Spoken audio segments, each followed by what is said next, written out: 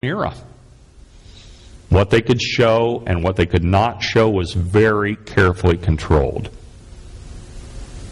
And then in the 60s, really with independent films, beginning with Easy Rider, you had the movies no longer under control of the code, and things have got to the place they are now, and perhaps we ought to go back to the old rule. But interestingly, the movies that were produced during the time when we had the strong taboo against them were not that bad. The ones today, now we say that's an old legalistic code. Now we have none at all. Right? Always to extremes. Yes?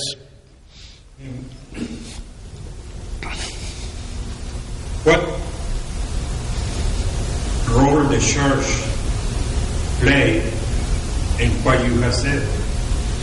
Well, we'll talk about that. I think a lot of things. I think the church, isolating itself from the culture, allowed the culture to move away from biblical truth quicker than it would have been had we been involved in the culture all along. I think the church failed to be salt and light. In its reaction against worldliness, it built a little subculture and protected itself from the culture. And so we had no impact on the culture anymore. And I see that, and I was talking about that earlier, I see that in this town now. Okay, why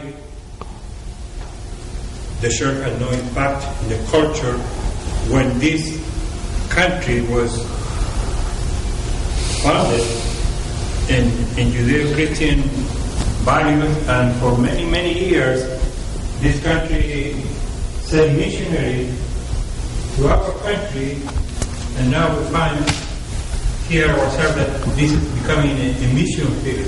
Well, see, that's one of the things we did well.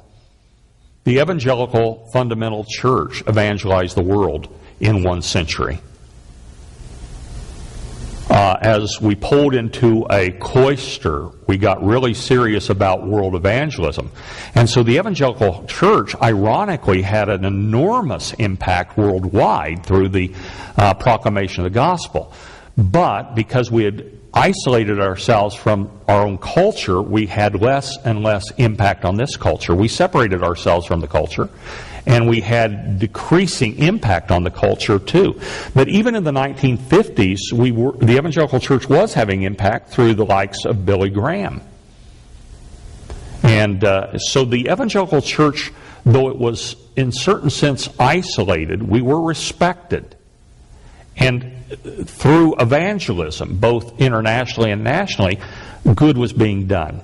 But as we're going to see in the next set, the counterculture changed America in ways that I don't think most Christians, even most Christian thinkers, understand. So that the culture we live in is a post-countercultural culture, and we live in the churches we attend are post-countercultural churches. And not everything was bad. But you take, for example, the worship team, the 4-piece band, the drummer, the bass, and a couple of guitars. That never existed until the Beatles. And then in the 60s, it continued. And so that began to be, and that was brought into the church through the Jesus movement. And so now it's a standard thing. Was it a bad thing? Was it a good thing? I don't think God is terribly concerned about musical genre myself. But it did happen. Everything about the church today in America is post-countercultural.